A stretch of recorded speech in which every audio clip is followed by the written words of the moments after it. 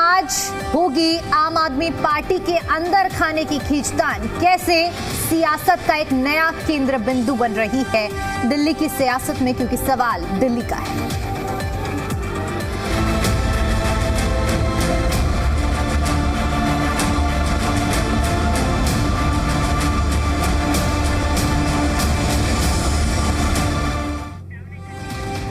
आम आदमी पार्टी में जारी अंदरूनी सियासी खींचतान अब खुलकर सामने आ गई है। पार्टी छोड़कर बीजेपी का दामन थाम चुके राज्यसभा सांसदों के एक प्रतिनिधि मंडल ने राष्ट्रपति द्रौपदी मुर्मू से मुलाकात की और पंजाब की सरकार की ओर से परेशान करने का आरोप लगाया गया, जिसके बाद पंजाब के मुख्यमंत्री भगवंत मान ने भी राष्ट्रपति से मुलाकात की और पार्टी के बागी सांसदों पर लोकतंत्र की हत्या करने का आरोप लगाया है। इस पूरे मामले पर विस्तार से चर्चा करेंगे, हर एक पहलू को समझेंगे, लेकिन इससे पहले आपको इसी से जुड़ी हुई एक रिपोर्ट दिखाते हैं। आम आदमी पार्टी के 6 राज्यसभा सांसदों के बीजेपी में विलय के मुद्दे पर राजनीतिक घमासान तेज हो गया है। इसी मुद्दे को लेकर पंजाब के मुख्यमंत्री भगवंत मान और राज्यसभा सांसद राघव चड्ढा ने राष्ट्रपति द्रौपदी मुर्मू से मुलाकात कर एक दूसरे के खिलाफ आरोप जड़े। आप छोड़कर बीजेपी में शामिल हुए राज्यसभा सांसदों ने राष्ट्रपति से की मुलाकात। राघव चड्ढा, संदीप पाठक, अशोक मित्तल और राजेंद्र गुप्ता ने की मुलाकात। पंजाब की आप सरकार पर राजनीतिक बदले की भावना का आरोप लगाया। आप छोड़ने के बाद पंजाब सरकार की ओर से परेशान करने का आरोप लगाया। राज्य मशीनरी के दुरुपयोग का आरोप लगाते हुए शिकायत दर्ज कराई। सांसदों ने राष्ट्रपति से मामले में हस्तक्षेप करने और निष्पक्ष जांच की मांग की। पंजाब के मुख्यमंत्री भगवंत मान ने भी राष्ट्रपति द्रौपदी मुर्मू से मुलाकात की। लोकतंत्र की हत्या हुई, इस्तीफा देकर क्यों नहीं गए बागी सांसद? वो ये सोच रहे हैं कि अगर एक शख्स जिसने अपनी असहमति दर्ज कराई लोकतांत्रिक तरीके से कॉन्स्टिट्यूशनल प्रोविजंस का इस्तेमाल करते हुए 2/3 सांसद अगर एक पार्टी से अपना नाता तोड़ लेते हैं, उसके बाद अगर इस प्रकार का वेंडेटा अनलीश किया जाता है तो पंजाब में कोई भी बिजनेसमैन सेफ नहीं है, कोई भी व्यापारी सेफ नहीं है, इनफैक्ट कोई भी नागरिक सेफ नहीं है। लोगों के मन में एक डर है, एक भय है और पंजाब सरकार के प्रति नफरत है। जितनी जल्दी मानयोग सीएम साहब और पंजाब के अधिकारी ये बात समझ जाएं उतना अच्छा है। महामहिम राष्ट्रपति जी से हमने जो कुछ दिनों में जो चल रहा है उसके बारे में बताया और उन्होंने हमें आश्वासन दिया कि संविधान के तहत जो भी प्रोटेक्शंस है, संविधान के तहत सारी मदद दी जाएगी। मैं राष्ट्रपति जी ने यह भी कहा कि हुण जे पंजाब दे विच गिणती करनी होवे तां भारतीय जनता पार्टी दे बीजेपी दे MLA 2 ने, राज सभा दे MP 6 ने। ये किवें हो सकदा जी? ये मजाक नहीं हो गया? फिर ये संविधान दा मजाक नहीं उड़ रहा? मैं राष्ट्रपति जी नूं कहा कि जी जां तां फिर अस्तीफा दे के जांदे, जे नहीं इनकलाब है उन्होंने दिल दे विच अस्तीफा दे देंदे। 6 ਦੀਆਂ 6 अपनी सीटां तो आम आदमी पार्टी किसी होर बंदे नूं भेज दिंदी उत्थे, ते इह जिहड़ी पार्टी नाल इन्हां दा हुण दिल मिलिया, जिहड़ी पहलां कहंदे सी गुंडियां दी पार्टी है, ये तां गुंडागर्दी करदे आ, पैसे वाले है, जां डराउण वालियां दी पार्टी है, वो पार्टी अजकल वाशिंग मशीन नाल धोते गए। वहीं दिल्ली के कैबिनेट मंत्री मनजिंदर सिंह सिरसा ने आप और पंजाब के सीएम पर निशाना साधते हुए कहा कि वो नौटंकी कर रहे हैं। भगवंत मान जी की अपनी पार्टी के अंदर, केजरीवाल जी की पार्टी में 50% से ज़्यादा MLA या तो कांग्रेस से गए हैं या आम आदमी पार्टी से गए हैं। अभी तीनों अकाली दल से गए, चब्बेवाल कांग्रेस से गए, खैरा जोश से कांग्रेस से गए। इस तरह से अनेकों उनके MLA जो मौजूदा MLA और MP हैं, कांग जो उनके मौजूदा MP हैं वो पहले श्रोमणी अकाली दल के अंदर थे। तो जब तो उनकी खुद की बारी आती है तब तो उनको ये बातें याद नहीं आती। ये नौटंकी है, ड्रामेबाजी है। इस मुलाकात के बाद केंद्र और राज्य के बीच राजनीतिक टकराव और भी तेज हो सकता है। अब देखना ये होगा कि राष्ट्रपति से मुलाकात के बाद इस विवाद में क्या नया मोड़ आता है। ब्यूरो रिपोर्ट, जी मीडिया। और इस मुद्दे पर चर्चा करने से पहले कुछ सवाल है हमारे, वो सवाल आपके सामने रखेंगे और इन्हीं सवालों के जवाब तलाशेंगे। सवाल ये कि आम आदमी पार्टी की लड़ाई राष्ट्रपति भवन तक आखिर क्यों आई? सवाल ये कि आम आदमी पार्टी के राज्यसभा सांसदों का भविष्य आखिर क्या रहेगा? और सवाल ये कि किसके पक्ष में अब फैसला आएगा, ये भी बड़ा सवाल है। ये 3 सवाल जिनके इर्द गिर्द इस वक्त दिल्ली से लेकर पंजाब तक की जो राजनीति है वो गरमाई हुई है। राष्ट्रपति भवन तक सियासत देखने को मिली। आम आदमी पार्टी की जो लड़ाई है वो खुलकर राष्ट्रपति भवन तक देखने में साफ नजर आई है। आम आदमी पार्टी के जो राज्यसभा सांसद हैं उनका आखिर भविष्य क्या रहेगा, ये भी बड़ा सवाल है। और सवाल ये भी कि आखिर किसके पक्ष में फैसला आएगा, ये भी बेहद महत्वपूर्ण सवाल है। और इन्हीं सवालों के जवाब आज की इस चर्चा में हम तलाशेंगे, जिस पर विस्तार से चर्चा करेंगे। और चलिए अब तमाम मेहमान हमारे साथ इस चर्चा में जुड़ चुके हैं, जिनसे मैं आपका परिचय करा देती हूं और उसके बाद उनसे विस्तार से इस मुद्दे के पहलू को समझेंगे। डॉक्टर अनिल गुप्ता जी हमारे साथ जुड़ चुके हैं, प्रवक्ता हैं भारतीय जनता पार्टी से। हमारे साथ आदेश भारद्वाज जी जुड़ चुके हैं, प्रवक्ता हैं कांग्रेस पार्टी से। और संजय कुमार जी हमारे साथ जुड़ चुके हैं, एडवोकेट हैं सुप्रीम कोर्ट से। बहुत बहुत स्वागत है आप सभी मेहमानों का आज के इस चर्चा में। शुरुआत मैं संजय जी आपके साथ करना चाहूंगी। इसके राजनीतिक पहलुओं पर जाएं, सत्ता पक्ष विपक्ष की बात सुने, लेकिन इससे पहले कानून क्या कहता है इस सियासी जो पूरी पटकथा लिखी जा रही है सियासी हलचल को लेकर, अगर देखा जाए तो आपके हिसाब से अब पहले की जो राहें रही है और आगे की राहें क्या होंगी? मैडम नमस्कार, thank you for giving me opportunity. ये इस तरह के जो ये बयानबाजी है मैं उस पर तो नहीं जाऊंगा, पर आज जो पंजाब के सूबे के जो मुख्यमंत्री राष्ट्रपति महोदय के पास जो गए थे इस विषय को लेके, वो उनका एक अधिकार है, उस पे वो गए। उन पे जो मैंने भी थोड़ा बहुत इसके बारे में देखा तो मुझे भी ये पता चला कि राष्ट्रपति महोदय के पास हो गए तो राष्ट्रपति महोदय जी ने उनको बोला कि हम लोग इसमें कानूनी एक्सपर्ट से जाके जो है राय लेंगे और इनका क्या आगे भविष्य होगा उसके बारे में हम तय करेंगे।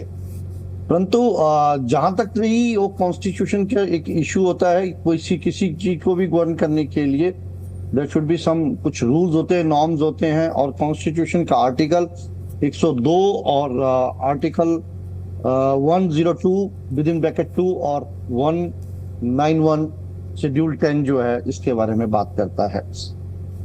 अब बहुत से लोगों की अपनी अपनी एक इंटरप्रिटेशन है, बहुत से पॉलिटिकल लोगों का इसमें अपना अपना कहना एडवोकेट्स का इसमें अपना अपना कहना है। परंतु जो प्रिवेल चीज करती है वो कॉन्स्टिट्यूशन के में जो आर्टिकल है और जो 10th शेड्यूल है वो इसके बारे में बात करता है कि यदि किसी एक विशेष पार्टी के आदमी किसी दूसरी पार्टी को ज्वाइन करते हैं, जैसे राघव चड्ढा और अन्य लोगों ने जो है वो पूरा का पूरा ये 10 में से 8 शायद बीजेपी में चले गए, और उस पे उनकी लीगलिटी को ये लोग क्या मानते हैं।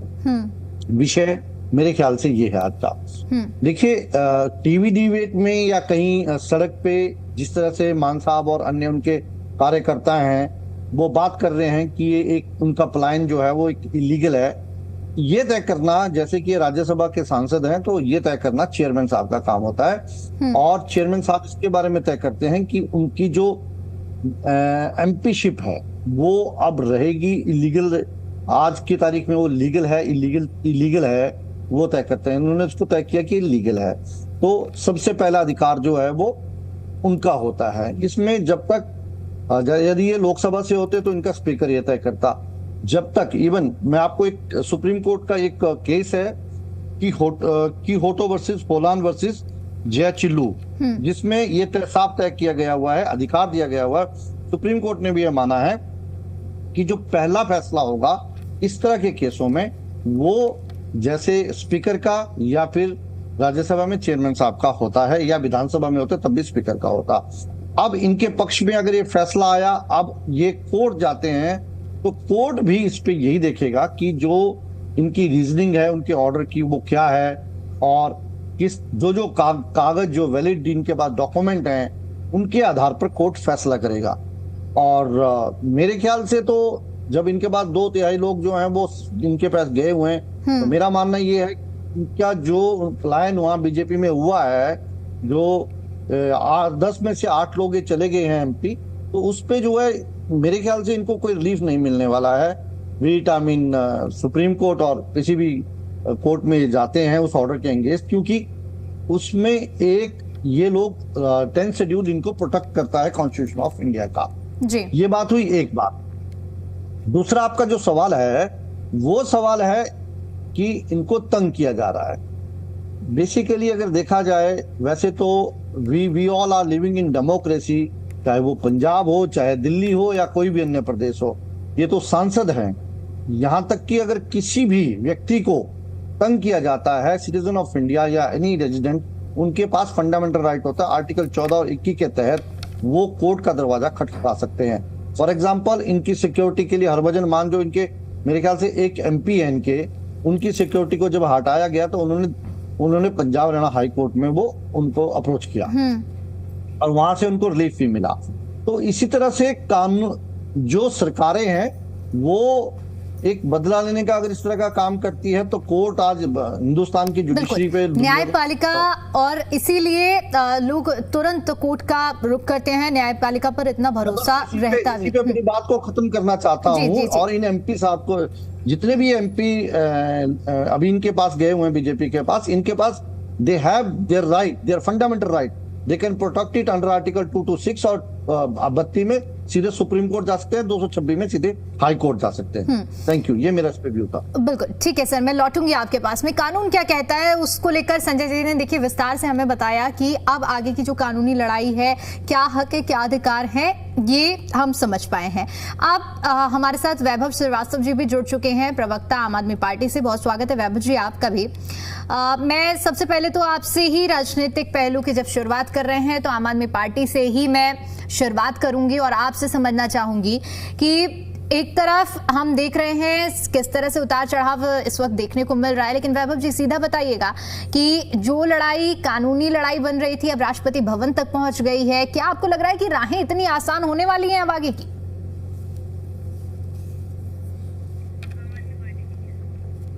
फिलहाल वैभव जी से हमारा संपर्क नहीं हो पा रहा है। अनिल जी, मेरा सवाल आपसे भी यही रहेगा। एक तरफ जिस तरह से हमने देखा कि क्या कानून कह रहा है, अभी हम लोगों ने बखूबी समझा दल बदल कानून है, लेकिन दूसरी तरफ किस तरह की बयानबाजियां हैं। अब जब बात राष्ट्रपति भवन तक पहुंच गई है, राष्ट्रपति से मिलने तक की पहुंच गई है, तो आगे की राहें आपसे भी समझना चाहेंगे हम। जी नमस्कार, आपको सभी दर्शकों को नमस्कार। देखिए, माननीय राष्ट्रपति जी से मिलना सभी का अधिकार है, कोई भी वहां पर समय लेके उनसे मिल सकता है। आज भारतीय जनता पार्टी के सांसद का एक समूह राघव चड्ढा जी के नेतृत्व में माननीय राष्ट्रपति जी से मिला है। उसके बाद पंजाब के मुख्यमंत्री भगवंत मान में मिले हैं। आपकी अभी स्टोरी चल रही थी, आम आदमी पार्टी के सांसद कह रहे थे, मैं क्लैरिफाई कर दूं।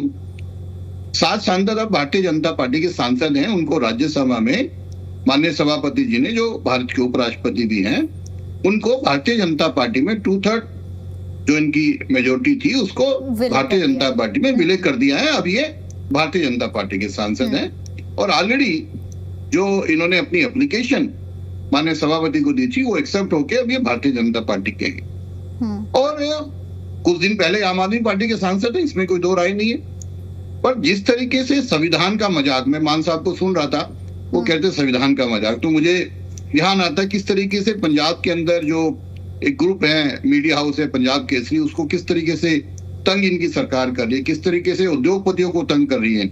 इवन अपोजिशन में चाहे कांग्रेस हो चाहे बाकी हो, उनको भी तंग करने में नहीं रखा। संविधान का मजाक तो क्योंकि केजरीवाल साहब ने शुरू किया, गणतंत्र दिवस पर धरने पे बैठे, तिहाड़ से अपनी सरकार चलाई, तो संविधान का मजाक तो इनको आदत पड़ गई है। जहां तक बात है, पान साहब को यह भी देखना चाहिए कि 1 मई को जब पंजाब का सेशन चल रहा था, तो किस तरीके से वो नशा की हालत में, जहां वो नशा मुक्ति की बात करते हैं, नशा की हालत में वो विधानसभा में गए और अपना भाषण दिया। और किस तरीके से जब अपोजिशन ने स्पीकर साहब से कहा भी कि टेस्ट हो तो उनको नकार दिया जाए। तो चाहे नशा मुक्ति की बात करके फिर नशा करना, चाहे संविधान की ओथ लेके संविधान का मजाक उड़ाना, ये आम आदमी पार्टी के जो मुख्यमंत्री हैं, उनके नेता हैं, उनकी ये नीति बन गई है। ये 7 सांसद अब भारतीय जनता पार्टी का हिस्सा है और ऑलरेडी इनको अप्रूवल मिल गई है। अब अगर लगता है मान साहब को, क्योंकि 6 उसमें से पंजाब में से हैं और 1 दिल्ली से हैं, स्वाति मालवाल जी, उनको लगता है तो आगे के दरवाजे उनके लिए खुले हुए हैं। पर वो मुद्दे उठाने पर मान साहब को यह भी सोचना चाहिए कि जो उनको तंग किया जा रहा है, अभी हमने देखा संदीप पाठक जी के मीडिया में आया कि 2 FIR हो गई। तो किस तरीके से इनको याद रखना चाहिए कि उनके फाउंडर्स मेंबर्स रहे हैं ये, और उनकी नीतियों से, उनके भ्रष्टाचार से परेशान होकर उन्होंने अपना मर्जर भारतीय जनता पार्टी में किया है। राजनीतिक लड़ाई रहती है, पर एक व्यक्तिगत लड़ाई के रूप में देखेंगे तो कल को हमने देखते हैं सत्ता में कोई परमानेंट नहीं होता है, पर आपके भी घोटाले जिस तरीके से दिल्ली में खुल रहे हैं, इससे पंजाब में भी खुलेंगे। तो इन 6 लोगों को जो पंजाब से बिलोंग करते हैं और एक दिल्ली से हैं, उनको तंग करना बंद करना चाहिए। आपको लगता है कि कोई फैसले में दिक्कत है तो एक न्याय प्रणाली के हिसाब से आपको उसकी बात उठानी चाहिए, पर मान साहब अपने गुरु की सहमति से जो ये कर रहे हैं ठीक नहीं कर रहे, मुझे ये कहना है। ठीक है, ठीक।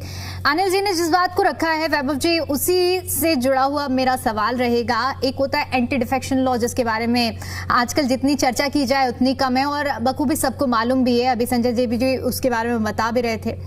तो एक और दूसरी तरफ है आरोप, जो कि तमाम जो राज्यसभा सांसद आए हैं उनकी ओर से लगाया जा रहा है, चाहे हम राघव चड्ढा की बात करें या फिर संदीप पाठक की बात करें। एक तंग करने वाली राजनीति का आरोप, और केंद्र बिंदु में आम आदमी पार्टी इस वक्त आई है। क्यों नहीं बड़े भाई की भूमिका निभाती हो और आप लोग एक्सेप्ट कर लेते हैं? दीपिका जी, सबसे पहले तो आपको नमस्कार, आदेश जी को नमस्कार, अनिल जी को नमस्कार, संजय जी को नमस्कार, और जो भी दर्शकगण प्रोग्राम देख रहे हैं उनको मेरा नमस्कार। दीपिका जी, मैं पूर्वांचल से आता हूँ, तो पूर्वांचल में एक कहावत है, सूप तो सूप चलनियों बोले जेमे 72 छेद। भारतीय जनता पार्टी ऐसी छन्नी बन गई है जिसमें इतने 72 छेद हैं। मतलब मुझे हैरानी होती है और तरस आता है इनके ऊपर। ये लोग करप्शन पे बैठ के, पर्सनल लड़ाई नहीं होनी चाहिए, तंग नहीं करना चाहिए, इस पे नैतिकता बची है इनकी। अरे इन्होंने आम आदमी पार्टी को पर्सनल 52 MLAs के खिलाफ केसेस किए और 52 में से एक का भी कन्विक्शन नहीं हो पाया। कन्विक्शन पूरी की पूरी आम आदमी पार्टी की लीडरशिप को जेल में डाल दिया, और उसके बाद तमाचा पड़ा सेशन कोर्ट से, जिसमें चवन्नी भर का कोई भ्रष्टाचार नहीं आया, ऊपर से CBI के ऊपर केस हो गया। ये बात करते हैं नैतिकता की, ये बात करते हैं कि पर्सनल नहीं लेना चाहिए, तंग नहीं करना चाहिए। संविधान का जितना मजाक भारतीय जनता पार्टी में नरेंद्र मोदी जी और अमित शाह जी ने उठाया, उतना शायद किसी ने नहीं उड़ाया है। ये लोग अशोक मित्तल जी की, स्वाति मालीवाल जी की, राघव चड्ढा जी की बड़ाई करते नहीं थक रहे हैं। भारतीय जनता पार्टी वालों का इतना छीछा लेकर हालत हो गई है। अभी चंद महीनों पहले राघव चड्ढा जी भारतीय जनता पार्टी वालों को गुंडे कह रहे थे, गुंडों की सरकार है और अनपढ़ जाहिल लोग बैठते हैं।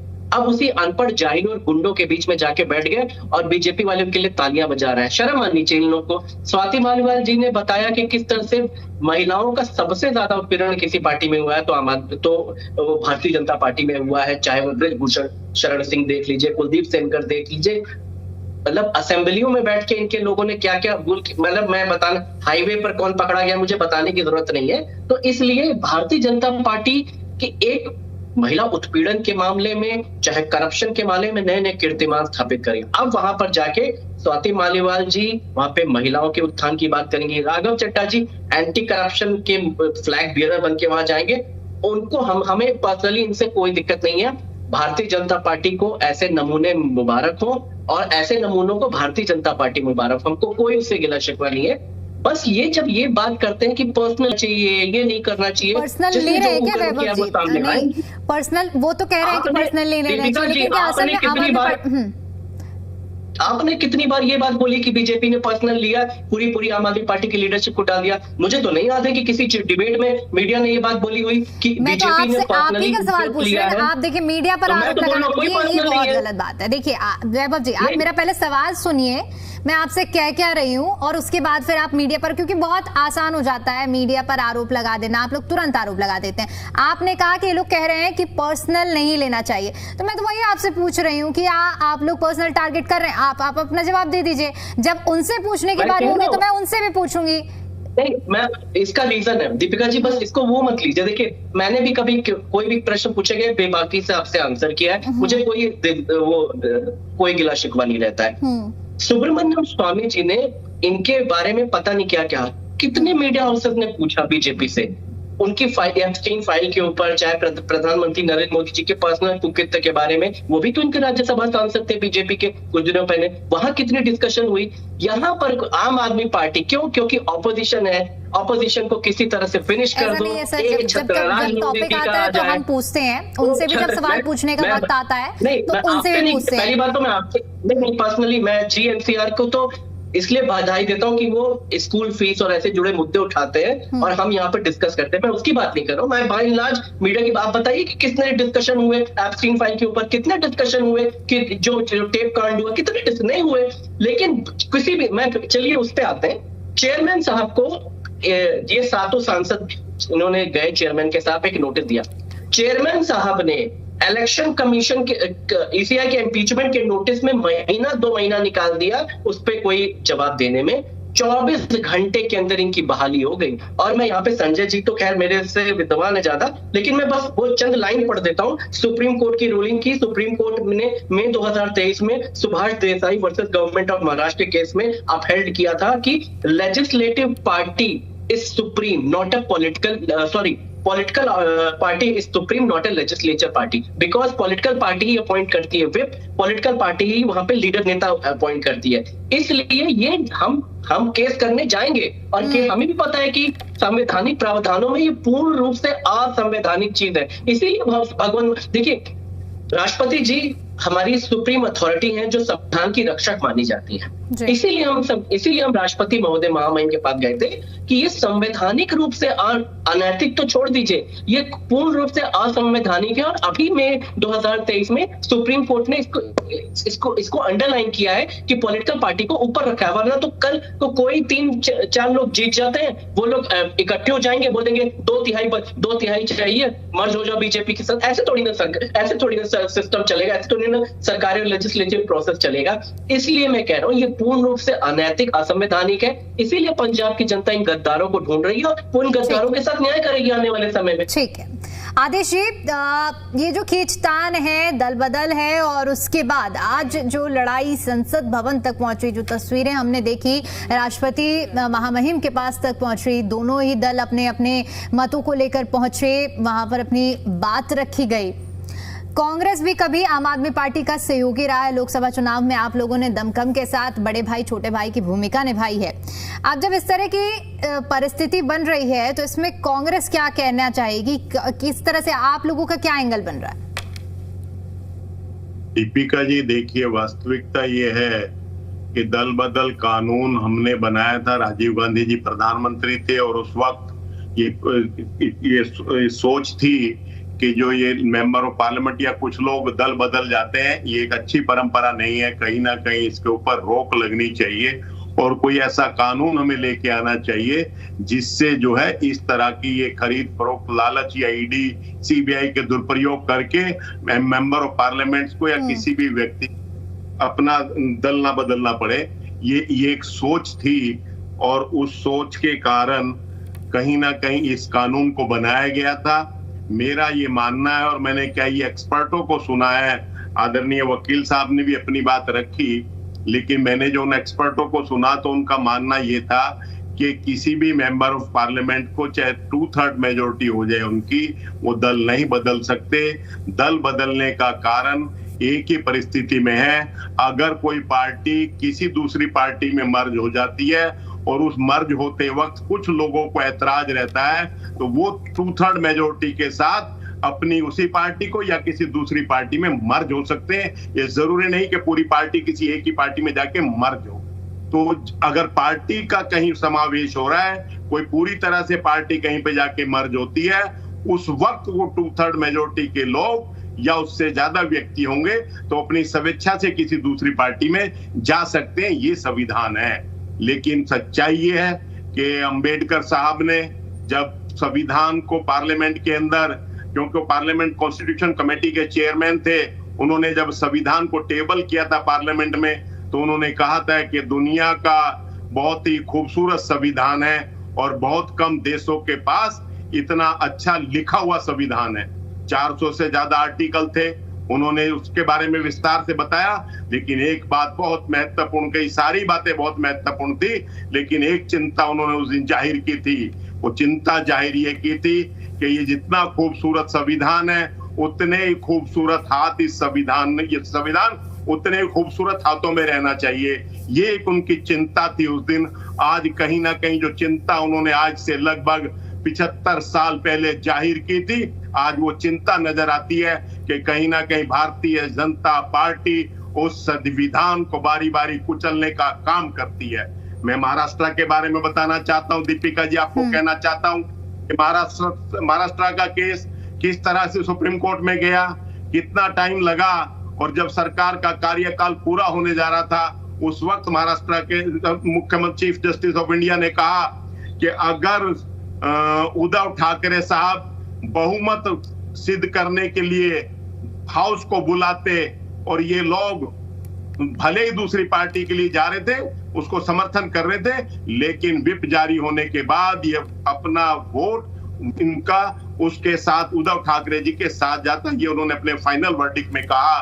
तो इन तमाम चीजों से लग जाता है, पता चल जाता है कि भारतीय जनता पार्टी किस तरह की राजनीति करती है। ये सिर्फ पंजाब के अंदर ही नहीं, मगर किस तरह का लोगों के साथ मजाक है कि जो वहां के विधायक चुने गए हैं उन विधायकों को हमारा कॉन्स्टिट्यूशन, ये संविधान ये अधिकार देता है कि वो अपने राज्यसभा के मेंबर को चुन सकते हैं। वो राज्यसभा के अंदर उस राज्य के रिप्रेजेंटेटिव होते हैं, अपनी बात रखेंगे।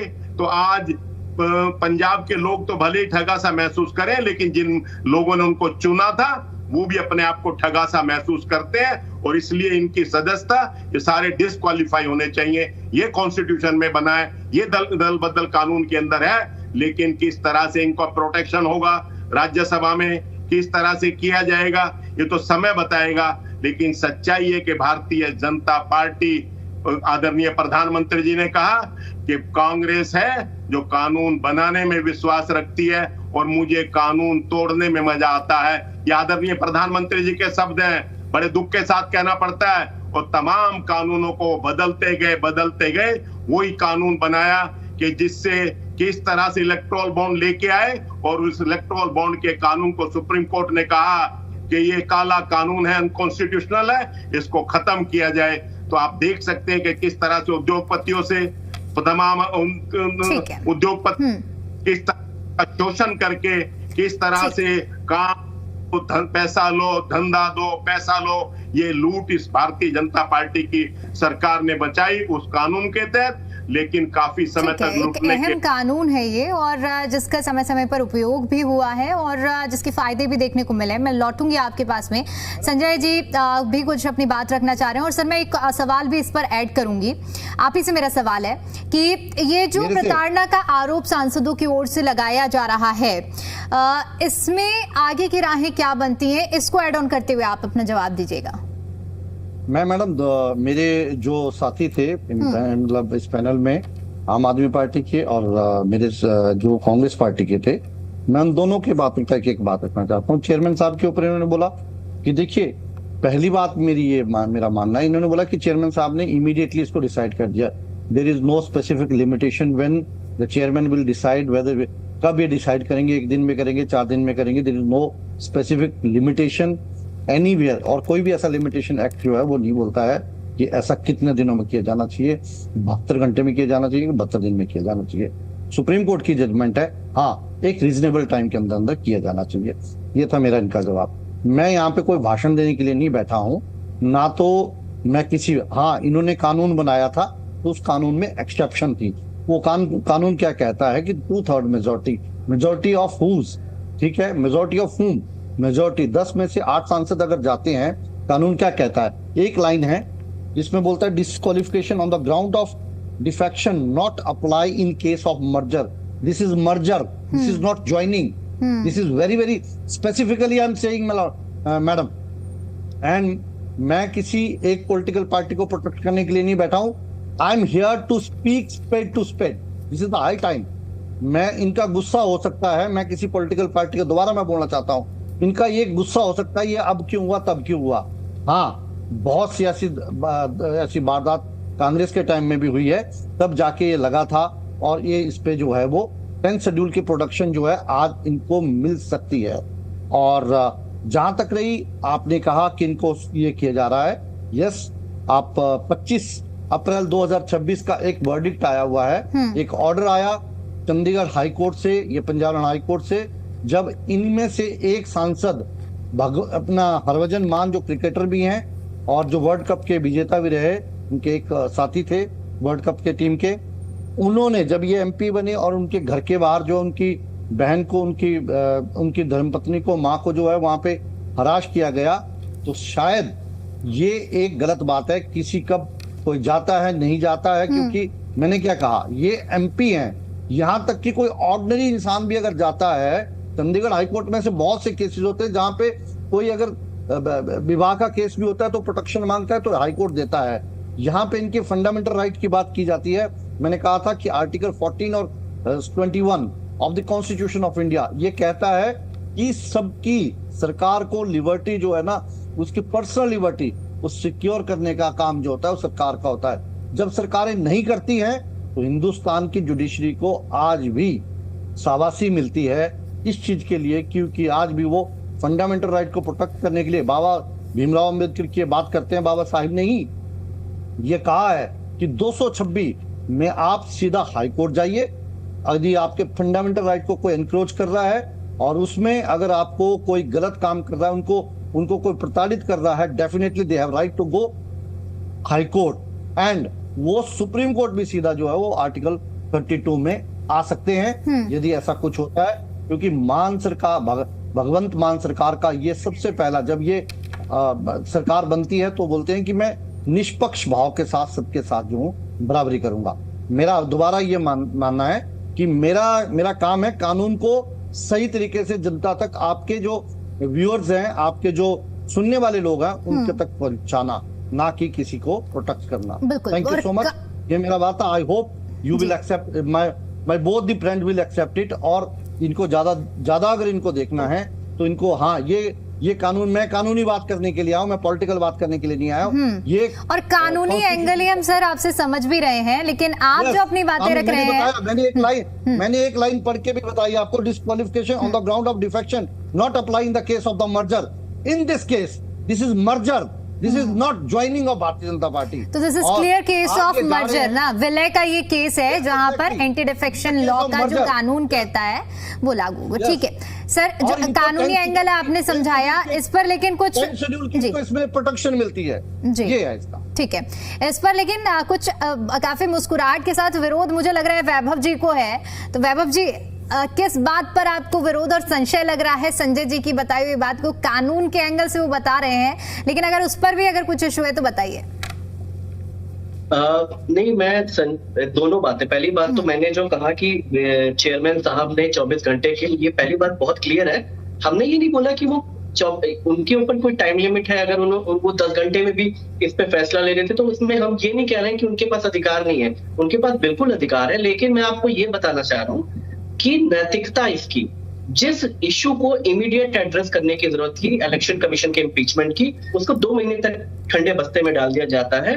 और जिसके ऊपर आपने चीफ विप, जो हमारी पार्टी के नेता सदन थे संजय सिंह, उनसे बुला के एक बार बात तो करनी चाहिए थी, उसका मौका ना देते हुए 24 घंटे के अंदर आनंद फानन में ये मर्जर अप्रूव हो जाता है। प्रश्न यहाँ उठता है क्योंकि चेयरमैन का पोस्ट कॉन्स्टिट्यूशनल अथॉरिटी होता है, he has to be impartial, it seem to be impartial, कि कम से कम सबको समान लेके चले, जो कि नहीं दिखा पहली प्रथम दृष्टि में।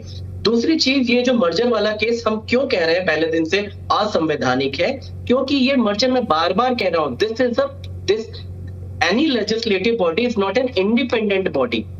ये बहुत साफ लाइन जो सुप्रीम कोर्ट ने एस्टैब्लिश की थी मई 2023 में, क्योंकि जो लेजिस्लेचर पार्टी होती, जो लेजिस्लेचर ग्रुप होता है, मतलब सांसदों का ग्रुप या फिर किसी, चाहे वो अपर सदन में हो, लोअर सदन में, वो पॉलिटिकल पार्टी से ड्राइव होता है। अल्टीमेटली पॉलिटिकल पार्टी की जो सुप्रीमेसी है उसको सुप्रीम कोर्ट ने सर्वोपरि रखा था। तो कोई भी इंडिपेंडेंटली नहीं मर्जर के लिए, अगर वो मर्जर चाह जाता है तो उनकी सदस्यता जाने का पूरा प्रावधान है। और ये मैं बार बार इसलिए कह रहा हूँ क्योंकि ये उस जजमेंट में फाइन लाइन में ये बात लिखी हुई थी, इसलिए मैं बात कर रहा हूँ। हम सब में मैं लौटती हूँ, एक बड़ी खबर सामने आ रही है, पहले दर्शकों को बड़ी जानकारी दे देते हैं, उसके बाद चर्चा को जारी रखेंगे। आज दिल्ली की मुख्यमंत्री रेखा गुप्ता ने विवेक विहार अग्निकांड के पीड़ित परिवारों से मुलाकात की है और उसके बाद सीएम रेखा गुप्ता ने सोशल मीडिया प्लेटफॉर्म एक्स पर लिखा है कि दिल्ली के विवेक विहार में हुई हृदय विदारक अग्नि दुर्घटना के पीड़ित परिवारों से आज मुलाकात की गई है। इस दुखद घड़ी में हम पूरी संवेदनशीलता और दृढ़ता के साथ उनके साथ खड़े हैं और उन्हें हर संभव सहायता उपलब्ध कराने के लिए प्रतिबद्ध हैं। ईश्वर से प्रार्थना है कि परिजनों को इस अपार दुख सहने की शक्ति दें। इस दुर्भाग्यपूर्ण घटना को एक गंभीर चेतावनी के रूप में लेते हुए सभी संबंधित विभागों को निर्देश दिए गए हैं कि भविष्य में ऐसी घटनाओं की पुनरावृत्ति ना हो और ना फायर सेफ्टी के जो उच्चतम मानक होते हैं उनका पालन सही तरीके से सुनिश्चित किया जाए। फायर सेफ्टी मानकों पर किसी भी प्रकार की लापरवाही या समझौता बिल्कुल भी बर्दाश्त नहीं किया जाएगा। ये मुख्यमंत्री रेखा गुप्ता की ओर से कहा गया है। तस्वीरें भी हम आपको दिखा रहे हैं जहां पर मुख्यमंत्री मुलाकात करने के लिए पहुंच रही थी। अब एक बार फिर से चर्चा का रुख करते हैं और सवाल मेरा अनिल जी आपसे रहेगा। एक तरफ देखिए संवैधानिक और असंवैधानिक तौर पर जब बात होती है तो अभी हमने कानूनी पहलू भी समझे कि विलय जब होता है तो एंटी डिफेक्शन लॉ किस तरह से लागू होगा, लेकिन दूसरी तरफ ये प्रताड़ना का जो आरोप अब कहें कि बीजेपी सांसदों की ओर से लगाया जा रहा है जो आम आदमी पार्टी की ओर से आए हैं, कुल मिलाकर अब ये राजनीति और ये खींचतान कहां तक जाएगी और क्या क्या इसके नए रूप अभी देखने को मिल सकते हैं?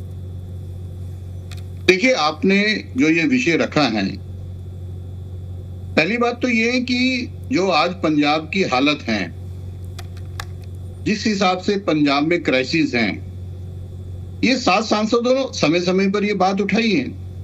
आज देश में सबसे ज्यादा कर्जा अगर कहीं है तो पंजाब सरकार के ऊपर है, करीब 4.5 लाख करोड़। ऑलमोस्ट 90% उनका जो रेवेन्यू है वो तनख्वाह और इंटरेस्ट पेमेंट में निकल जाता है। आज पंजाब में डेवलपमेंट बिल्कुल रुकी हुई है। लॉ एंड ऑर्डर की स्थिति बद से बदतर है। मैंने पहले भी बताया किस तरीके से चाहे कोई उद्यमी हो, चाहे एक मीडिया हाउस का भी मैंने नाम लिया था, उनको प्रताड़ित किया जा रहा है। और जब मुख्यमंत्री नशा विरोध की बात करते हैं और खुद विधानसभा के अंदर नशे की हालत में आते हैं तो आप देखिए उस राज्य की हालत क्या होगी। मैं अभी वैभव जी को सुन रहा था, मुझे लगता है कि माननीय उपराष्ट्रपति जी को शायद वैभव जी का ये मत है कि उनसे पूछना चाहिए था, संजय सिंह जी से पूछना चाहिए था। संविधान के अनुसार माननीय राष्ट्रपति उपराष्ट्रपति जी ने, जो राज्यसभा के सभापति भी हैं, अपना निर्णय लिया और वो लागू हुआ है। किस विषय पर कितना समय लेना है, किससे कंसल्ट करना है, उनका विवेक है, संविधान में दिया हुआ है।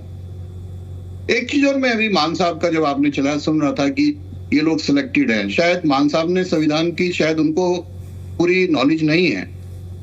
They are elected not selected. बार बार ये कहते हैं, एक प्रक्रिया है, राज्यसभा के सांसद को चुनने की प्रक्रिया है। राज्य के जो एमएलएज हैं वो वोट डालते हैं, इलेक्शन होता है, कोई भी व्यक्ति उसमें खड़ा हो सकता है, जरूरी नहीं पॉलिटिकल पार्टी का हो।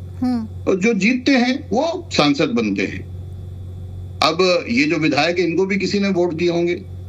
अब ये विधायक भी कुछ जो हमें जानकारी मिली है वो भी बड़ी एक तरीके से बिल्कुल पीड़ित की तरह बैठे हुए हैं। आज मान साहब ने कहा मैं सबको लेके जा रहा हूं। आप संविधान की बात करते हैं, संविधान में आपने पंजाब में ओथ ली थी कि क्षेत्र का विकास होगा। आज चाहे फाइनेंशियल एंगल हो, चाहे लॉ एंड ऑर्डर एंगल हो, चाहे डेवलपमेंट का एंगल हो, चाहे कोई भी मुद्दा आप लीजिए, उसमें सब में देश में आखिरी नंबर पर पंजाब को आपने धकेल दिया है। क्या आप कर रहे हैं? आपने ओथ ली थी तो आपका वो दायरा भी है ना। आपको यह भी सोचना पड़ेगा कि जो आपके साथी हैं वो आपको छोड़ के उन्होंने अलग ग्रुप बना के मर्जर क्यों किया? आपको सिर्फ सत्ता है, आप सारा का सारा पैसा केजरीवाल साहब के शीश महल पार्ट 2 में, या उनको जो हेलीकॉप्टर आपने दे रखा है, या उनकी जो यात्रा रहती है, या जो गुजरात और बाकी जगह चुनाव लड़ना है वहां से सारा पंजाब से पैसा जाता है, आप सारी चीजें उसमें लगी। तो आपको जब चुना गया है तो आपको पंजाब के प्रति भी आपकी कोई जिम्मेदारी बनती नहीं बनती। अगर इन सांसदों को बार बार ये कह रहे थे, आपने राघव चड्ढा को हटाया, बोलने नहीं दिया। संदीप पाठक तो आपके राष्ट्रीय महामंत्री संगठन थे, राष्ट्रीय महामंत्री संगठन तो पार्टी की धुरी में होते। अब जब ऐसा व्यक्तित्व पार्टी से अलग हटने की बात करता है तो इनको मुझे लगता है आत्मचिंतन की जरूरत है। पूरा केजरीवाल साहब को भी और मान साहब को भी और बाकी आपका आचरण सब देख रहे हैं। संविधान का पालन आप नहीं करते। और आपको लगता है कि आप सभापति महोदय के निर्णय से संतुष्ट नहीं है तो कानून में और भी प्रावधान दे रखे हैं, आप उनका इस्तेमाल कीजिए। पर मीडिया अटेंशन, क्योंकि 5 राज्यों में अभी बड़े अच्छे रिजल्ट आए हैं, भारतीय जनता पार्टी की सरकार 3 जगह बन रही है, तो आपको लगता है कि मीडिया अटेंशन चाहिए तो चलो जी राष्ट्रपति जी के पास चलो। चलिए, पर यह भी सोचना चाहिए कि आप हर जगह आम आदमी पार्टी पिछड़ रही है, जो इनका बुलबुला था वो फट चुका है। ठीक है, एक बहुत छोटा सा कुछ समय बचा है, रिएक्शन पंजाब में नजदीकी चुनाव है, कुछ समय बचा है, कुछ काम कर लीजिए जिससे कि आगे कुछ चेहरा दिखाने लायक बात रहे। चलिए, एक बहुत अच्छा पॉइंट यहाँ पर मैंने ग्रैब किया अनिल जी की बात से, मीडिया अटेंशन। तो वैभव जी बहुत शॉर्ट में इसका जवाब दीजिएगा क्योंकि फिर आदेश जी के पास मुझे जाना है। क्या मान लिया जाए कि ये सब मीडिया अटेंशन के लिए हो रहा है?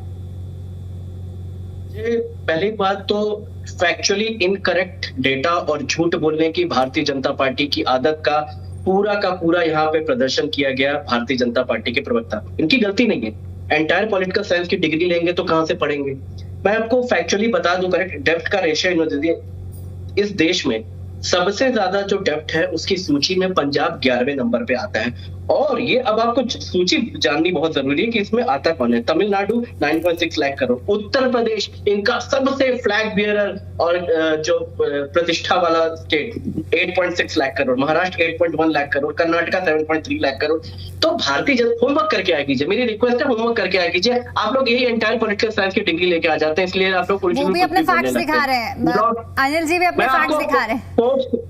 फोर्ब्स इंडिया की सूची जारी हुई है फरवरी 2026 में। अनिल जी मैं डेट भी बता दे रहा हूँ, 21 फरवरी के आसपास की फोर्ब्स इंडिया की सूची जारी है, थोड़ा होमवर्क कर लीजिएगा। तो अब इन्होंने लॉ एंड ऑर्डर की बात की, फिजिकल डेफिसिट की बात की, जीडीपी रेशियो की बात की। ये लोग फिर झूठ बोल जाते हैं, अपना ही डेटा नहीं देते। एनसीआरबी की डेटा में खुद और इनके गवर्नर, बीजेपी के द्वारा अपॉइंटेड गवर्नर ने बोला है कि पंजाब सरकार ने ड्रग्स के ऊपर जो अपनी कार्रवाई की है वो अभूतपूर्व है। इनके खुद के अपॉइंटमेंट गवर्नर ने बोला है। एनसीआरबी का डेटा खुद बताता है कि लॉ एंड ऑर्डर की जो सिचुएशन है पंजाब की बेटर हुई है in the recent years to come. और उसके बाद फिजिकल डेफिसिट की बात करिए, पंजाब सरकार को केंद्र सरकार की जो सूची आती है उसमें बताया गया कि फिजिकल डेफिसिट कम हुआ है। जहां तक बात की है जीडीपी की, इस महीने का जीडीपी का जो कलेक्शन है 66% राइज हुआ है। हम अपने सरकारी खजाने को बढ़ रहे हैं और भारतीय जनता पार्टी अपने खजाने को बढ़ रही है। 2014 से लेकर अब तक 10,000 करोड़ रुपए चंदा ले चुके हैं, या यूं कहे एक्सटॉर्शन, बंदूक की नोक पे ये लोग चंदा ले लेते हैं, किसी के ऊपर केस डाल देते हैं उसके, और ये तो प्रमाण है हमारे पास। दिल्ली लीकर स्कैम में जो so called Delhi liquor policy का जो स्कैम आया जिसमें इनको कोर्ट से तमाचा पड़ा, उस कोर्ट में क्या हुआ, पहले गवाह खरीदे गए, काटे गए, मारे गए, तोड़े गए, और उसके बाद जो गवाह नहीं बना उसको जेल में डाल दिया गया, फिर उसको सरकारी अप्रूवल बना दिया गया और उससे 48 करोड़ का चंदा ले लिया गया। रेड्डी ब्रदर्स, ये पूरे देश ने देखा है। तो इनके पास कुछ बोलने को है नहीं। चलिए ठीक है, ये तो आरोप प्रत्यारोप की राजनीति है, आप आरोप लगा रहे हैं, वो आरोप लगा रहे हैं, ठीक है। मैं तो कह रहा हूँ, आप ये बताइए एजेंसियों का इससे ज्यादा दुरुपयोग किसने किया? ये संवैधानिक प्रणालियों की बात करते हैं, सुप्रीम कोर्ट ने क्या बोला सीबीआई को? केज पैरेट बोला। ईडी को क्या बोला? टेस्ला के केस है, तमिलनाडु के केस में क्या बोला? तो आपके जो सहयोगी थे जब शासनकाल में थे तब ये टिप्पणी आई थी केज पैरेट की, लोकसभा में जिनके साथ अभी की बात कर रहा हूँ। लेकर नहीं दीपिका जी मैं करेक्ट कर दूं, मैं बिना डॉक्यूमेंट के कोई बात नहीं बोलता हूँ। लिकर पॉलिसी के केस में बेल ऑर्डर देते हुए अरविंद केजरीवाल को इसी माननीय न्यायालय ने बोला था सीबीआई स्टिल बिहेविंग स्टिल। हमने कहा बोला कि वही चीज मैं कहना चाह रही हूँ कि ये जो स्टिल वर्ड है। दीपिका जी नहीं, दीपिका जी मैंने कब बोला कि कांग्रेस वाले बड़े दूध के धुले हैं? कांग्रेस ने क्या नहीं अत्याचार किया है, कांग्रेस ने किस तरह से डरा इन एजेंसी का, इस पे कौन सा, इसमें कोई वाद विवाद नहीं, कांग्रेस ने की। लेकिन बीजेपी ने इंतहा कर दिया है। पहले आंखों की शर्म होती थी, बीजेपी ने आंखों की शर्म भी बेच खाई है, और वो इस तरह खुद बेझिझक 27 लाख लोगों को बंगाल में अपने वोटिंग एक्सरसाइज नहीं अपनाए। ये किस तरह का देश हम बना रहे हैं? ममता बनर्जी तो इंडिया ब्लॉक की बात कर रही हैं, अब तो वो इंडिया गठबंधन की बात कर रही हैं। जब हार का सामना कर लिया तो आज उनके मुंह से इंडिया ब्लॉक सुनाई दे रहा है कि हम इंडिया दीपिका जी मुझे जरा मौका दीजिए। दीपिका जी, इंडिया ब्लॉक के जितने बड़े लीडर्स थे सबने ममता बनर्जी के लिए प्रचार किया है। अरविंद केजरीवाल खुद गए वहां प्रचार करने, अखिलेश यादव, बड़े सबने वहां पे प्रचार किया है। बहुत छोटा सा रिएक्शन दीजिएगा अनिल जी, क्योंकि मेरे को आदेश जी का भी रुक करना है। देखिए मैं वैभव जी को क्लियर कर दी, बिना फैक्ट्स के मैं कभी बोलता नहीं हूँ। और आप जो पर्सनल एजुकेशन में कमेंट करते हैं ठीक नहीं है सर। आप बीच में मत बोलिए प्लीज। मैंने भी डॉक्टरेट की हुई है और मैं बिना और मैं फैक्ट बता रहा हूँ। आप दोबारा अब आप मत बोलिए, शर्म कीजिए थोड़ी। 70 करोड़ रुपए इलेक्ट्रल बॉन्ड से आम आदमी पार्टी ने चंदा लिए हैं। अगर झूठ बोल रहा हूं तो दोबारा डिबेट में बताना। 70 करोड़ रुपए चेक कर लीजिए। आप जो इलेक्ट्रल बॉन्ड की बात करते हैं, कौन कौन से नाम भी बता दूंगा। चंदा लेना और क्या ये सच्चाई नहीं है? चंदा लेना इसमें अंतर है। 4,48,000 लोन है आपके ऊपर। क्या ये सच्चाई नहीं है कि 90% जो आपका रेवेन्यू चंदा लेके केस हटा दे रहे हैं? ये काम किया आप लोगों ने? जीएसटी रेशियो 46% है। आपको झूठ बोलने के अभी इसलिए अभी 5 राज्यों में आपकी जमानत फिर जब्त हुई है। ये झूठ ज्यादा दिन चलती नहीं। आप दिल्ली से गए, पंजाब से भी जाएंगे। आप ये जवाब दीजिए कि 1 मई को भगवंत मान विधानसभा में भाषण देते हुए नशे में क्यों थे? ठीक है अनिल जी, मैं लौटती हूँ। आदिल जी काफी देर से इंतजार कर रहे हैं। आप जरा आपस में मत लड़िए। आदिल जी विपक्षी एकजुटता की बात की जाती है, इस तरह गठबंधन हो रहा है, आगे प्रत्यारोप कर रहे हैं, क्या एकजुट रह पाएगा? ठीक है आप दोनों मत लड़िए सर। आदिल जी कांग्रेस सभी विधायकों ने आवाज उठाई पर उनका टेस्ट नहीं किया। झूठ बोलेंगे आके, आप ये बात झूठ बोलेंगे आके। बिल्कुल अपने तड़ी पार लोगों को संभाल नहीं पा रहे हैं। आप आके झूठ बोल रहे हैं यहाँ पर के ऊपर जो अरे जाके देखिए, पहले अपने गिरबान में जाके जहाँ से मोदी जी की स्नूपिंग करवाते थे, एक्टिंग फाइल में नाम लेके घूम रहे हैं। उनके मंत्री एक्टिंग फाइल में नाम लेके घूम रहे हैं। ये नैतिकता बढ़ा रहे हैं। बंगारू लक्ष्मण की पार्टी नैतिकता बता रही है हमको। बंगारू लक्ष्मण की पार्टी नैतिकता बता रही है। ब्रजभूषण की पार्टी नैतिकता बता रही है। अच्छी तरीके से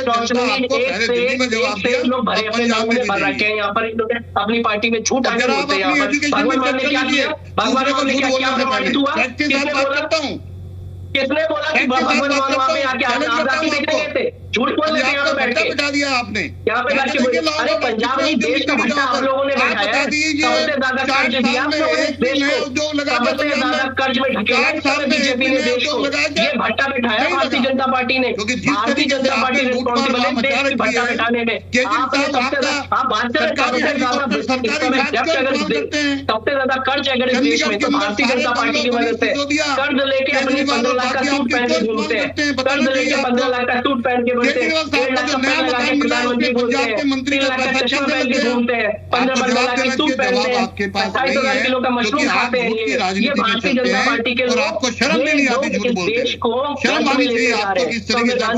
तो आपको आनी चाहिए। आप कहते हैं लोगों को भर रखा है पार्टी में अपने। ब्रजभूषण जैसे लोगों को रखा है अपनी पार्टी में। जितने भी पार्टी में आते हैं और बोलते हैं हमारी पार्टी ईमानदार है। आप दोनों ने काफी के साथ अब मुझे आप दोनों का ऑडियो डाउन कराना पड़ेगा sir please. Vaibhav ji please थोड़ा सा डेकोरम मेंटेन कर लीजिए। दोनों से ही रिक्वेस्ट है क्योंकि आदेश जी काफी देर से इंतजार कर रहे हैं, उन्हें बोलने का मौका नहीं मिला है। प्लीज आदेश जी, सवाल मेरा आपसे रहेगा कि अब सियासी बयानबाजियां होती रहेंगी, आरोप प्रत्यारोप होता रहेगा, लेकिन एक तरफ आप लोग विपक्षी एकजुटता की बात करते रहते हैं, लेकिन अंदर खाने अगर इसी तरह की दल बदल की और बयानबाजी आपस में आप खींचतान करते रहेंगे तो क्या विपक्षी एकता बरकरार रह पाएगी और कैसे आप जनता तक का संदेश पहुंचा पाएंगे एकता का? दीपिका जी, हमने सदा ये कहा है कि करप्शन के साथ कोई कंप्रोमाइज नहीं है। हम ही ने केजरीवाल जी के शराब के स्कैंडल पे सबसे पहले कंप्लेंट की थी और मैं बड़े जिम्मेवारी के साथ कहना चाहता हूं कि केजरीवाल जी एक काला ब्रीफकेस लेके चलते थे जिसमें सैकड़ों पेपर बताते थे कि शीला दीक्षित जी जेल जाएंगी। मेरे पास इतने सबूत हैं, लेकिन एक भी सबूत, एक भी एफआईआर शीला दीक्षित जी पे नहीं हुआ। 10 साल इनकी सरकार रही और मोदी जी 12 साल रहे। सीएजी के कॉमनवेल्थ के घोटाले में सीबीआई ने अभी कोर्ट को लिखा है कि सीएजी के अंदर कोई घोटाला नहीं था। हमने सारी जांच कर ली है, लिहाजा केस को बंद कर दिया जाए। कोयला घोटाला मोदी जी के समय में ट्रायल हुआ, लेकिन एक भी व्यक्ति दोषी नहीं पाया, सब निर्दोष निकले। 2G स्पेक्ट्रम के अंदर जो सीएजी के मुखिया थे उन्होंने 1,76,000 करोड़ रुपए का घोटाला बताया, लेकिन रिटायरमेंट के बाद मंत्री बने भारतीय जनता पार्टी के सरकार में, और जब हमने उनके ऊपर केस किया तो माफी मांगी हिंदुस्तान के कोर्ट के अंदर कि मैंने गलत बयानी की थी, उसके लिए माफी मांगी उन्होंने। जो है सावरकर जी के ऊपर राहुल गांधी जी ने कहा अभी 2 दिन पहले ही कोर्ट में किस तरह के सावरकर जी के पोते ने कहा कि 6 बारी माफी नहीं 5 बारी माफी मांगी है, और क्या क्या उसमें दिया वो सब कोर्ट के उसमें फैसले में लिखा हुआ है। तो भारतीय जनता पार्टी और केजरीवाल जी ने इस देश के साथ धोखा किया। ये देश उन्नति और तरक्की पे रास्ता कहीं ना कहीं मनमोहन सिंह जी की और कांग्रेस की सरकार। चलिए ठीक है, माफी के साथ रोकूंगे आदेश जी, क्योंकि समय की कमी है, इसलिए चर्चा को यहीं समाप्त करना पड़ेगा। आप सभी मेहमानों का आज की इस चर्चा में जुड़ने के लिए बहुत बहुत शुक्रिया। और देखिए, जिस तरह से सियासी खींचतान देखने को मिल रही है इस वक्त, अब आगे की राहें क्या होंगी ये देखने वाली बात होगी, लेकिन दिल्ली का संदेश पंजाब तक जरूर जाएगा। यहाँ रुकते हैं बहुत छोटे से ब्रेक के लिए, ब्रेक के पार जल्द लौटेंगे।